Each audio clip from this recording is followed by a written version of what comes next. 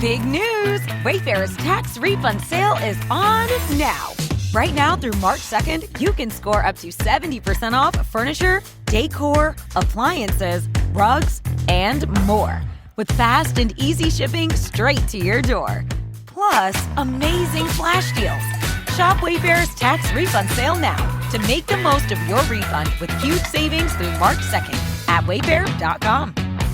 Wayfair, every style, every home. Hey, welcome back to Gender Spiral. So today we're doing something a little different. Our producer, Ira, is going to be introducing our guest today, who's a dear friend of the show. So take it away, Ira.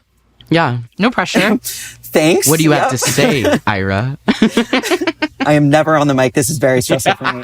So our guest for today is Amie, who is a really dear friend of mine. We met actually in a trans support group back in 2020. And it's a long story, but our therapist ended the group and turned out to be this like anti-trans advocate, detransitioner person, which is maybe a story for another day, but nothing bonds people together like trauma. And now Amie and I are besties. Wait, okay, so hold on really quick. What? Did this actually happen? You had a therapist who then turned out to be like a super turf? Yeah, so basically, we should probably get into it in like a whole other episode. But this person had a gender journey where he detransitioned, which is, you know, nothing wrong with that, of course. But then sort of was poached by some of these turfy websites that are really advocating against trans people's bodily autonomy and right to do what they want with their transition needs. Trust me when I say it is a story for another day. It's a long, long story. Anyway, Amie and I, like, because of that, we met each other when we were both sort of early on in our transition journey, gender journey. And, you know, like you were saying with the River Butcher on our first episode, it feels like we're in the same like high school class or something. We're on the same gender timeline, if that makes sense. And so, yeah, I just wanted to bring her on the show because I think she has a really unique perspective on realizing she was trans femme in her mid-30s. And that all kind of blossomed from this relationship she had with her best friend, who she'll fill you in on later. As a content warning, in this episode, there is talk of suicide and grief between 21 minutes and 45 seconds and 31 minutes, and again between 36 minutes and 35 seconds and 38 minutes and 5 seconds. Okay, let's get into the interview.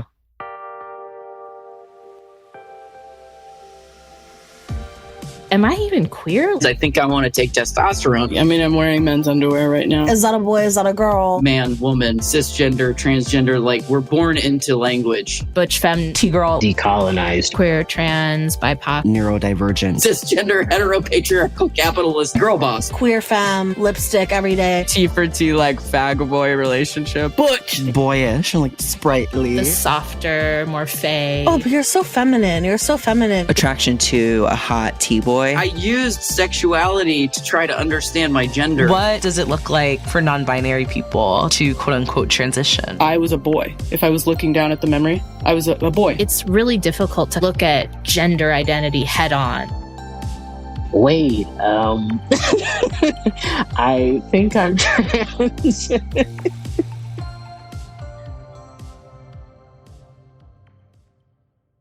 I'm Amie Morrison, and I am a musician and music educator and performer, and I am a binary trans woman, and I am 40.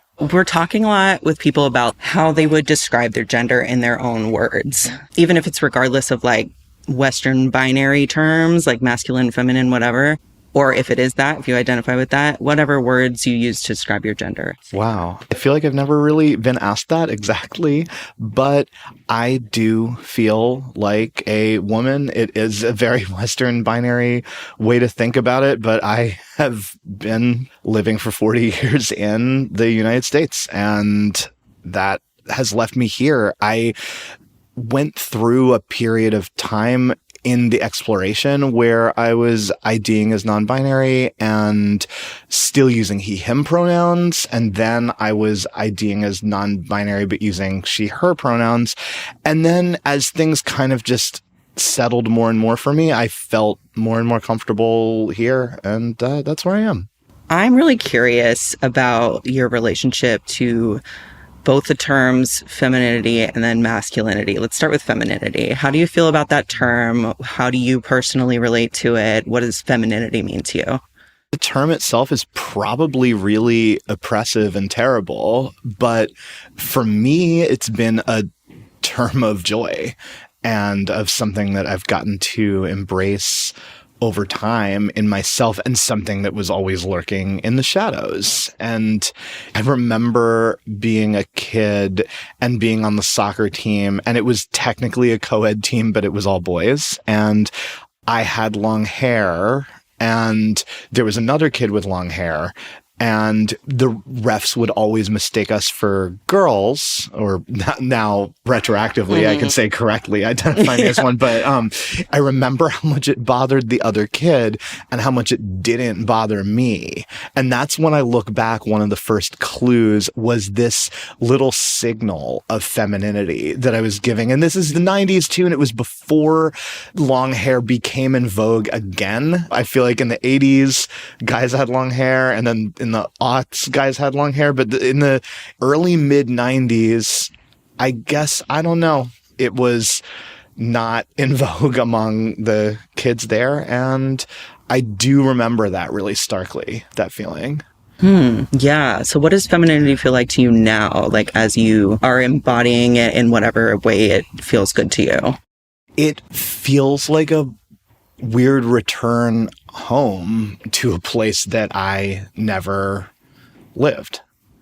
And so living in my body, being comfortable with my body, even though it isn't what a lot of people would consider feminine, recontextualizing the things that I already am, I would say, through the lens of perceived femininity is where I'm at now.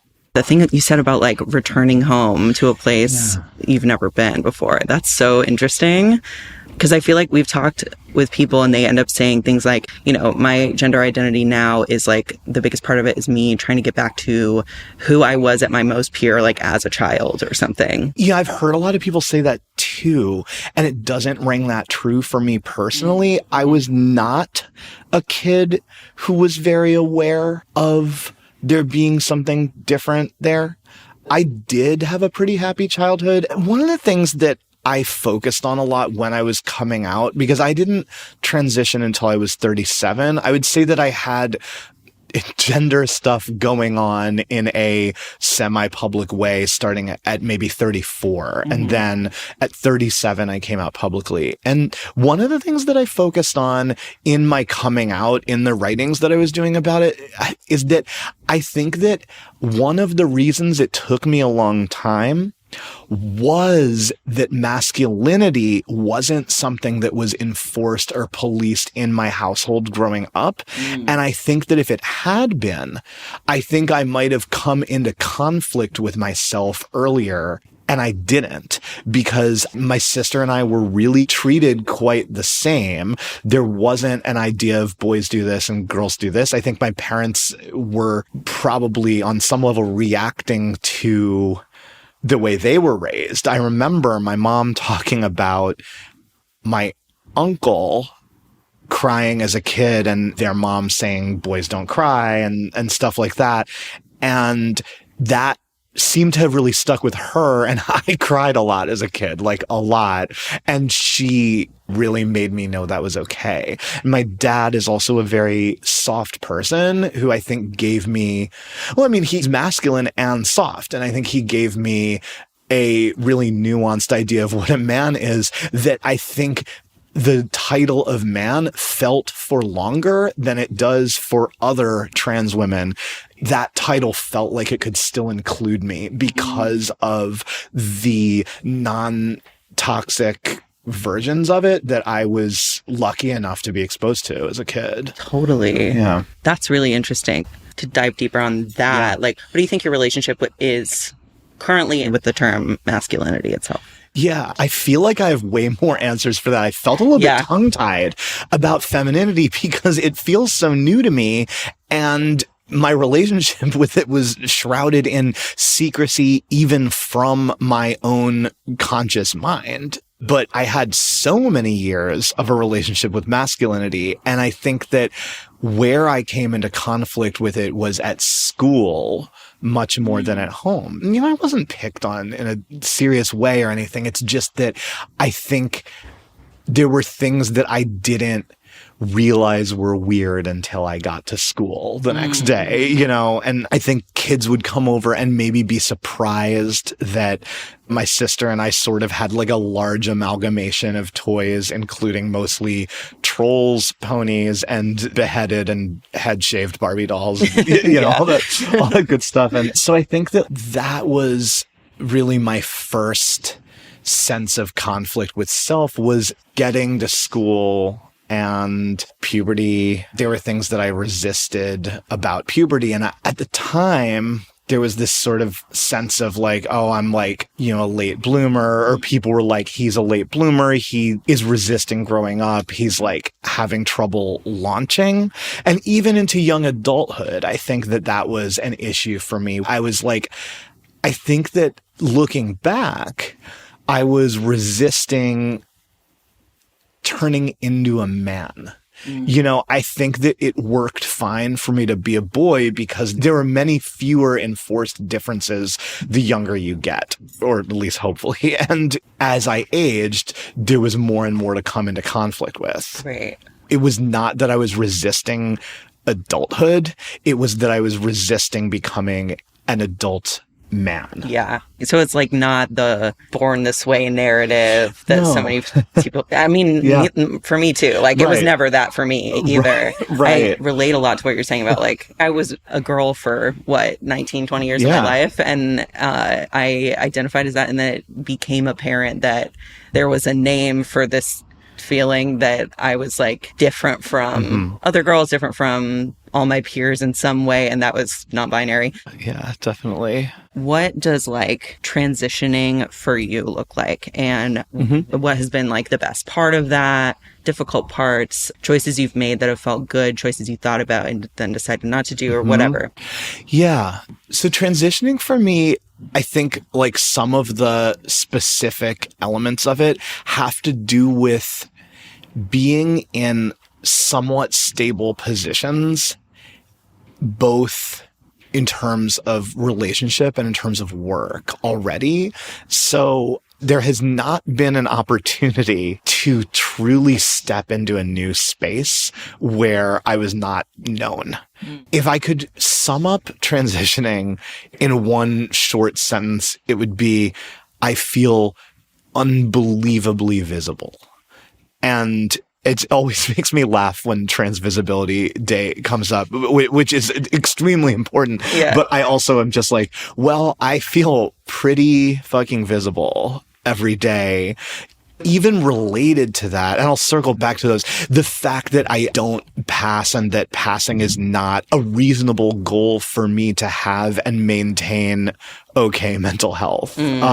Is also something where I feel very visible. And I think I will always be really, really visible. To talk about all those things, I am in a 16-year relationship with a queer cis woman, and we've been married for 10 years. We had a ostensibly, what looked like a straight wedding, even though we're both queer.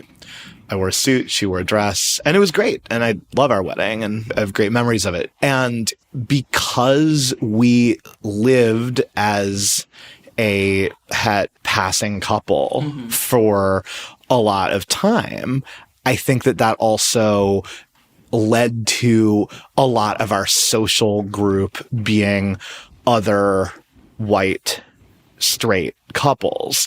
Not entirely, but that definitely was sort of the world we were in. We met in college. And so I didn't really feel in my transition that I had a super robust queer community to do that in.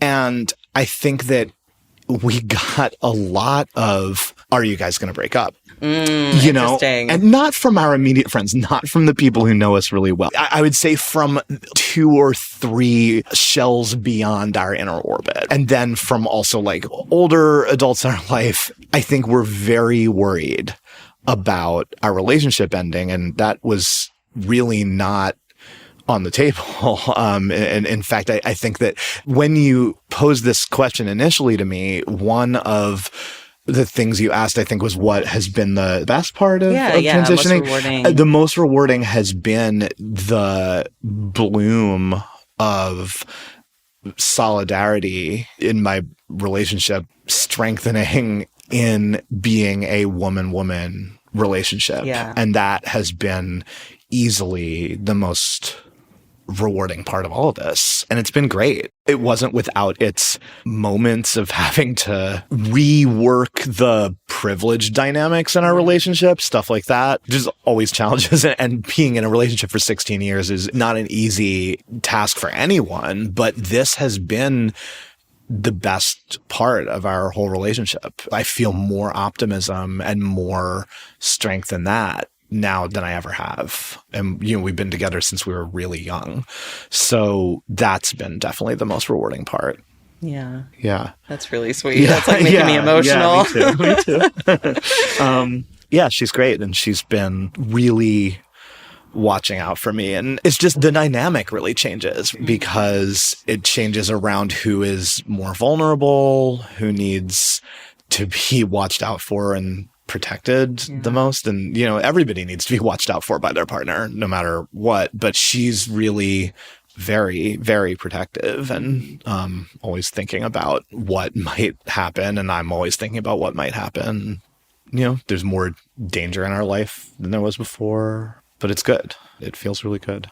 And then also, at work, I've been teaching in several different organizations, ages 0 to through college for, a decade. Those were places where, again, just very, very visible. They knew me with a beard and they knew my old name. There are few people I work with who don't know my old name, and that's fine. And I don't feel particularly protective of people not knowing it, but I just don't feel that sense of clean break, and I'm not going to in my life. I think that's one of the things about transitioning when you're older is that, I already did move to New York. I already did start semi-fresh here, as a 26-year-old man, ostensibly. Right. So I'm always going to be living in the world that I already built. So my history will always be a visible part of who I am to people, I think. Yeah. Everything you're saying. I'm over here laughing so hard. Oh, good. Even just the part where you were like, I already moved to New York. That's exactly how I felt. I'm like, I live in LA and now I'm transitioning and I can't move to LA. Right, exactly. But also as someone who has transitioned in my 30s, I am very curious about what did your transition feel like? And were there parts where you were like, you've touched on a lot of this, so feel free to omit some of it, but where you're like, wow, this is a specifically I'm transitioning in my 30s issue or positive thing, and also just your transition kind of timeline or what that looked like for you.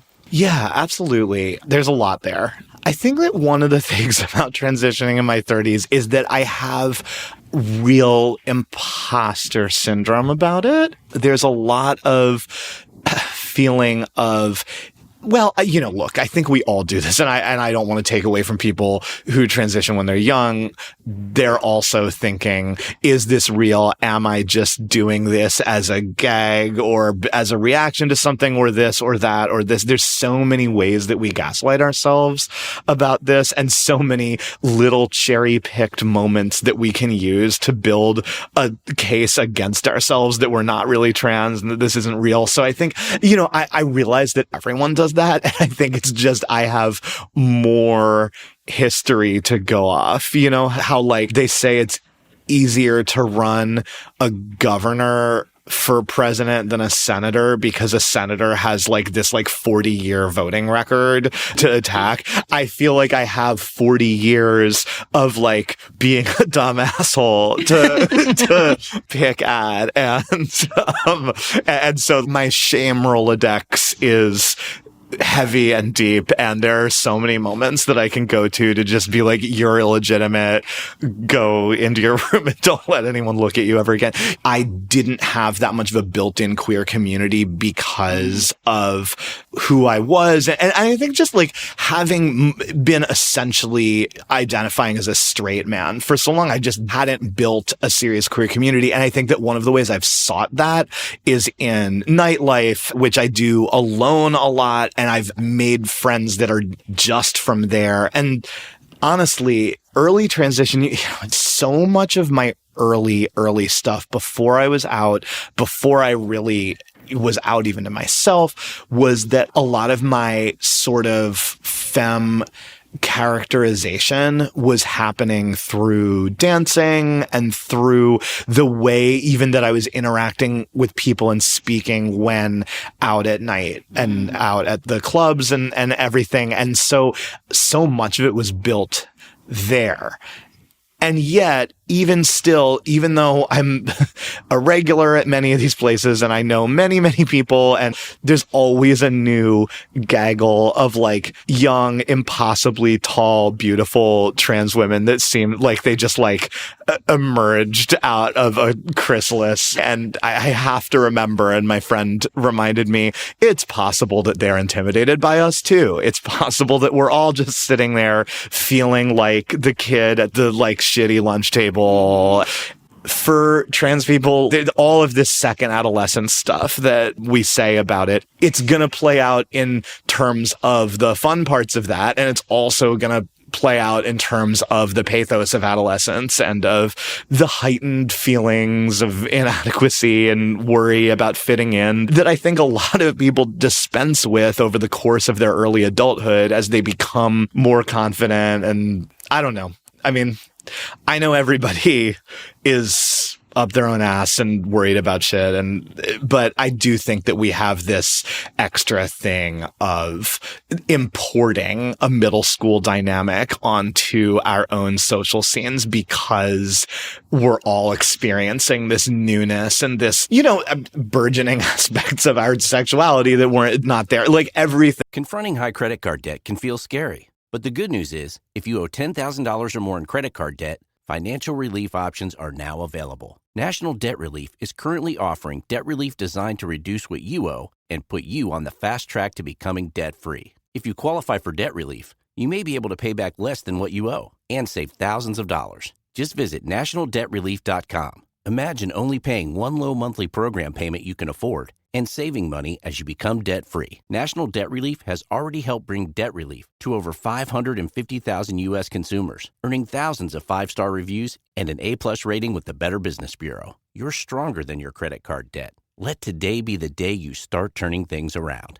Take the first step and visit nationaldebtrelief.com to see what debt relief you may qualify for. That's nationaldebtrelief.com. Thing is there, and here we are doing it. Oh, I was wondering if you could get maybe as much as you feel like sharing, but really granular about your transition and like what you reached for first. Like, how did that feel? I don't know. I am so obsessed with the things everyone's tried on and how that allowed them to keep going and reaching for the next thing. And yeah, absolutely. Prepare for this to get more serious than anybody thought it might, because it is impossible for me to really tell the story of my transition without talking about this next thing that I will say, and that I am at this point able to describe with all the detachedness of just like talking about something that sucks like a root canal. But anyway, so my best friend, we made friends as teenage boys, theoretically, 13 and 15. I was 15. And it was this like really dynamic, fast friendship. And we ended up starting a band and making music together for 20 years. And then in 2017, we went on a sort of like Euro trip kind of thing with 4 different cities in about, 2.5 weeks. That included like Berlin. So like that's a city that challenges everybody's concept of queerness and gender and everything. And we were talking, and that's spoiling it, but she was wearing this sort of like feminine shirt. And we were in Prague at this point. We were kind of getting what I now call the bad eyes, just from some big looking dudes, just like looking at her.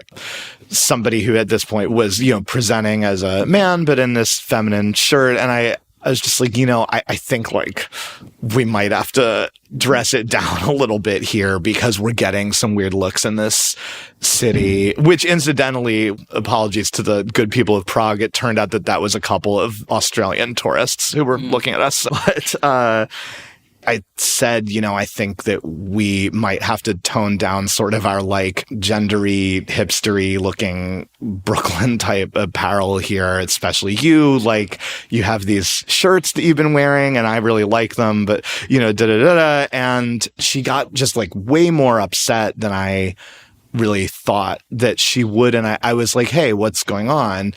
And I remember that what she said was, like anyone, like any guy, I would much rather people see me as a woman and call me she. And I was like, go back. Like, what do you mean, like any guy? You feel that way?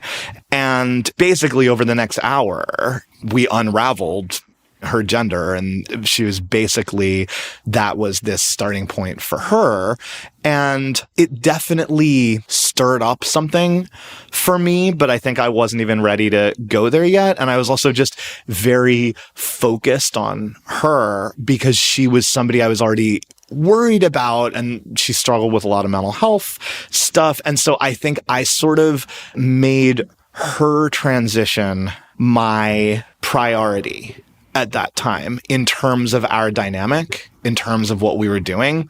When we came home, she got into therapy at the gay center and, started working towards transitioning.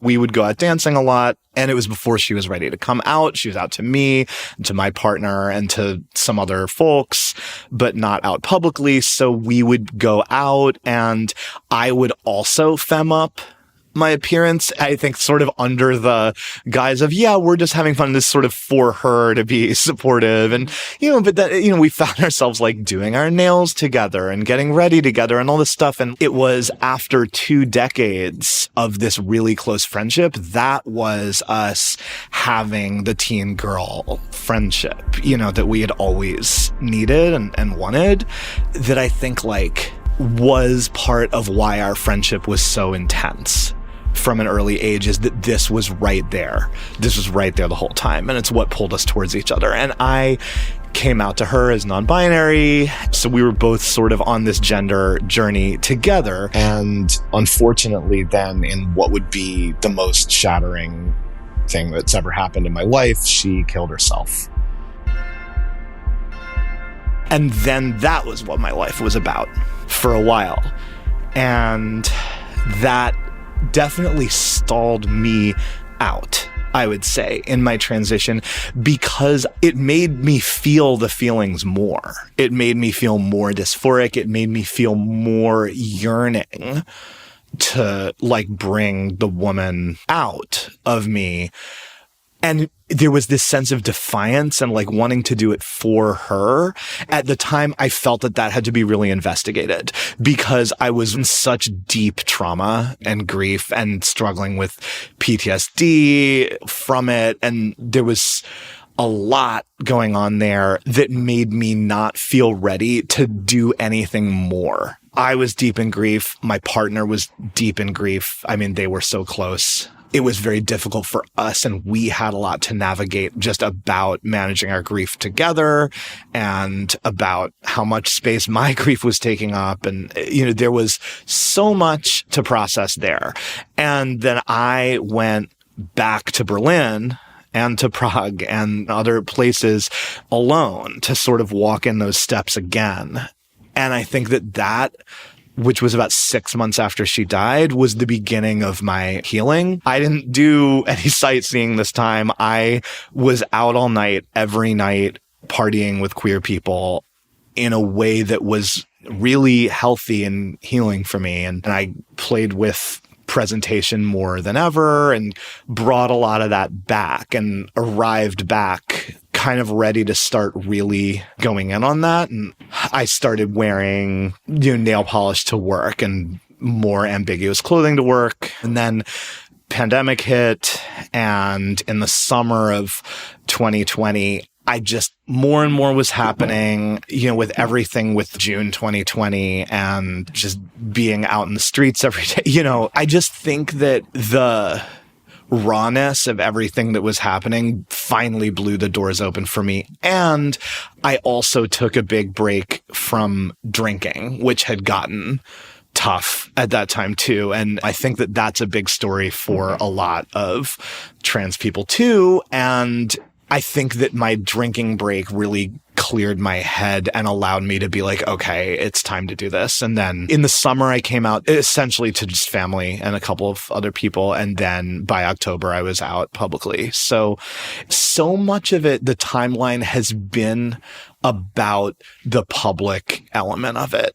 No matter what stuff I do, laser, eventual, boob job, all of the above, no matter what those are, no matter what milestones those feel like, I think that for me, the biggest ones will always be about who knows and who's taken me in, when I can feel it click with people that I'm different. Because I think that really takes time. Then the longer people have known you, and a lot of my friends have known me for decades, the longer people have known you, the longer that it takes for that to click with them.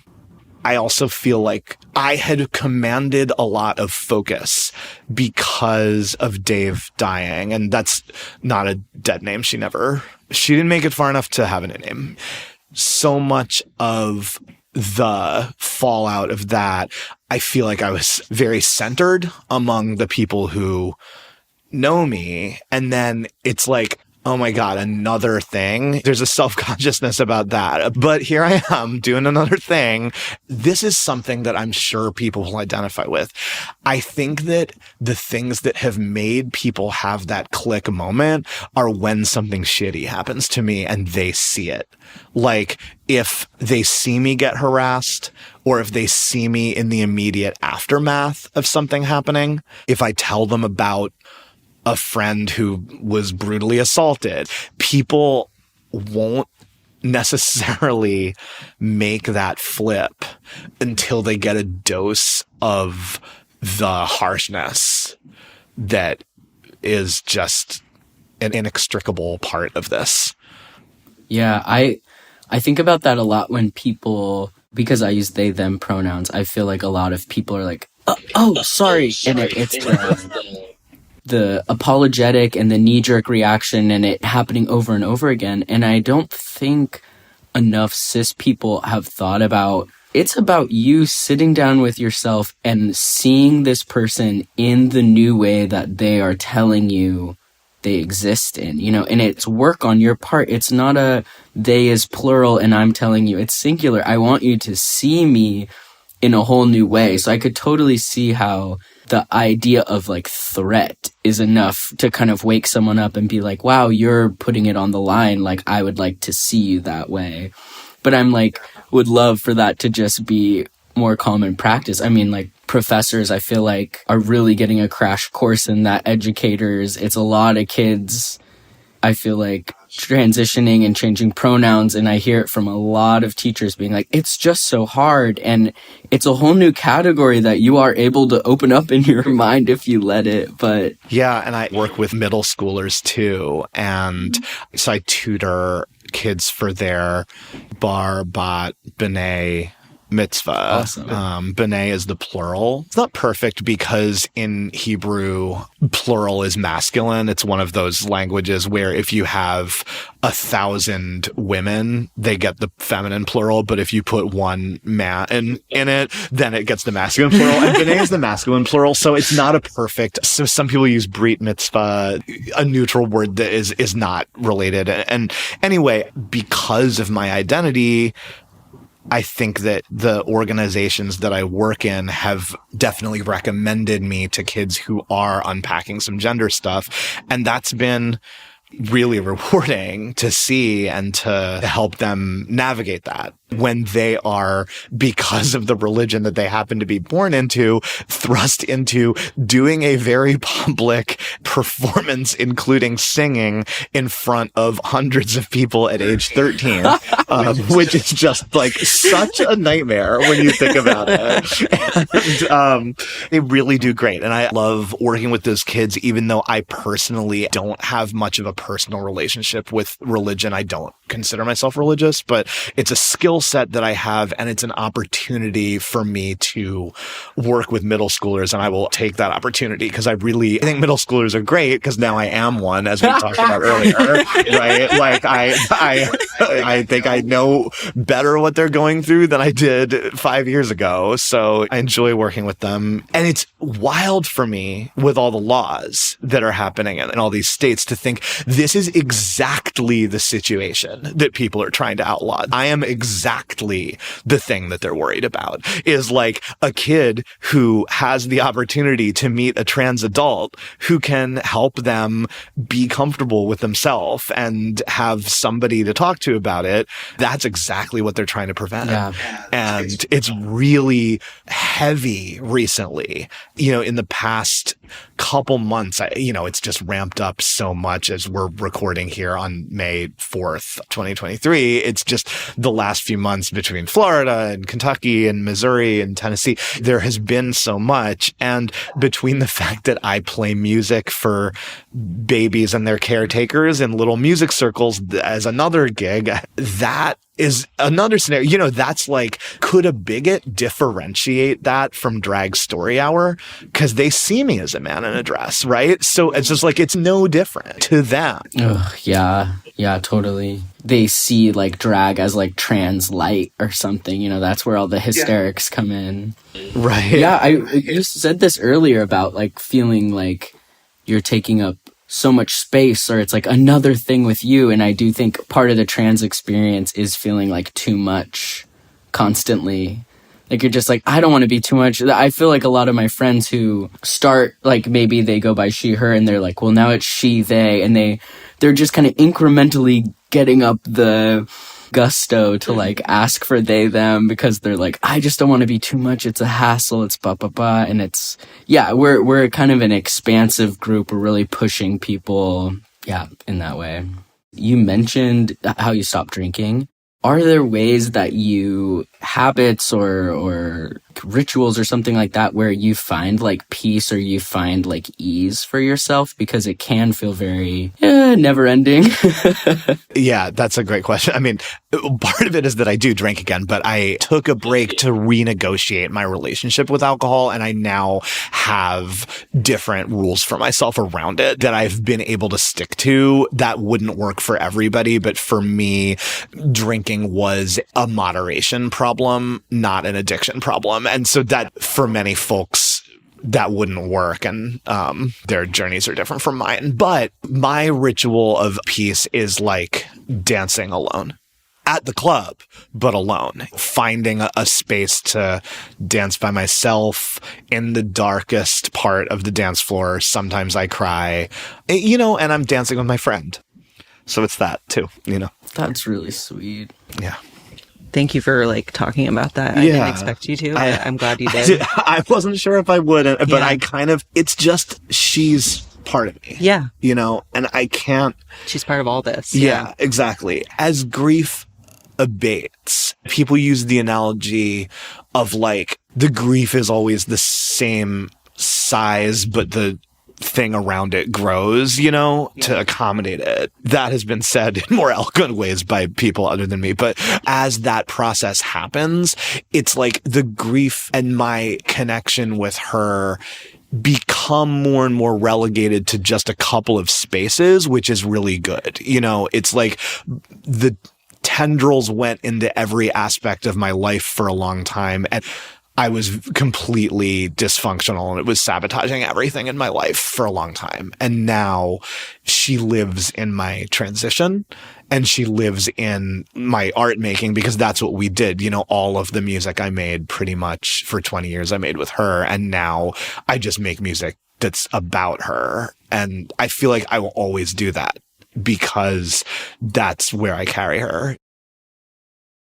So I'm so glad Amie was able to be on the show. We've talked about all of this stuff, just her and I, like we said, at like 2 a.m. at the club. But she has such a unique story. And I just really love the way she talked about this like experience of not having the born this way narrative that so many trans people talk about. Like she's a binary trans woman. And I feel like a lot of non-binary folks I know have this experience, but it's this sort of not regretting experiencing childhood the way we did, or like not always having known that we were trans. Or like for me, you know, it wasn't like, you know, from the time I was 5 years old, I knew I was born in the wrong body or something like that. It wasn't that narrative for me, for Amie, for a lot of folks. And I feel like sometimes trans folks feel like we have to use that born this way narrative to sort of get people to respect and understand us. But that is usually not the way it goes. It feels very like informed by like interacting with medicine.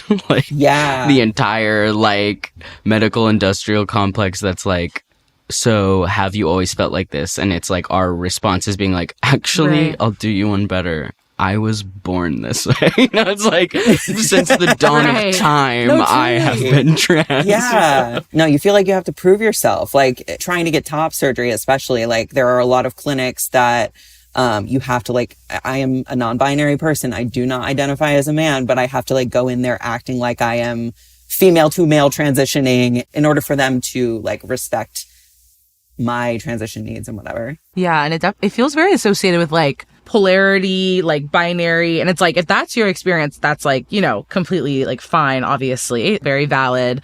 But it seems like it kind of like misses that like gray area where it's like, you know, I didn't hate being a girl. Like I didn't hate girlhood, you know? And so I think that is actually like, you know, the experience of like a lot of trans people of like I feel like also in my household in particular, like there was a lot of lenience in girlhood. Like it wasn't so rigid that I was like, I didn't hate it. Like I wasn't mad at it, you know? Totally. Like, yeah, I feel like you have talked about this a lot on the podcast before, Babette, and especially in the episode with Maya, you both talked about still identifying with like Black girlhood and things like that, where it's not so binary. It's not so like, yeah, the born this way narrative doesn't exactly fit.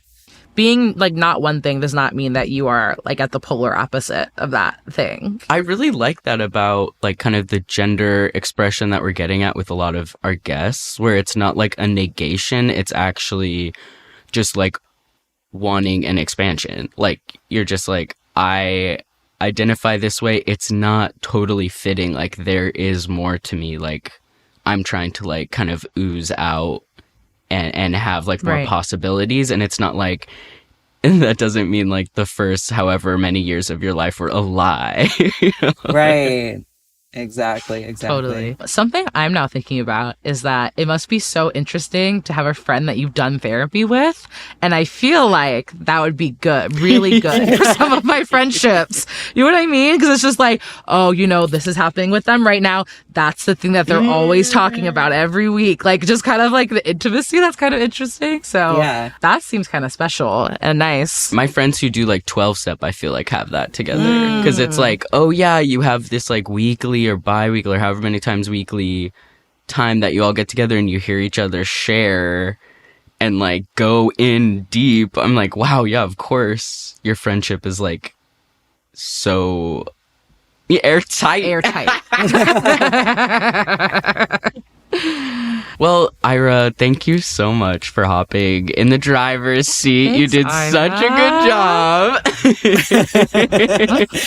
job. Well, thanks for letting me. It was fun. Yeah. And I think we have to hear that story about your absolutely. therapist who absolutely went rogue on the internet on For sure. Yeah. I'm happy to tell the full story, maybe on a different episode. Okay, great. Yeah. Well, we'll look forward to that. It also, you know, I feel like we've been, you know, dancing around the neurodivergent bush for like, you know, like every episode. So like last week we were talking about neurodivergence with Devin. Today, you know, these topics of mental health came up. Like we should just have a conversation about mental health. Yeah, and therapy, finding good therapy, finding good therapists, like what that all means. So producing a podcast we need to get into that. 3 ADHD people. Yeah, for sure. We should talk about that. Gender Spiral is an original podcast from Audiation. This episode was mixed by Matt Noble, and music is composed by Chanel Critchlow, with art by Joey Hahn and graphics by Honey Hodges.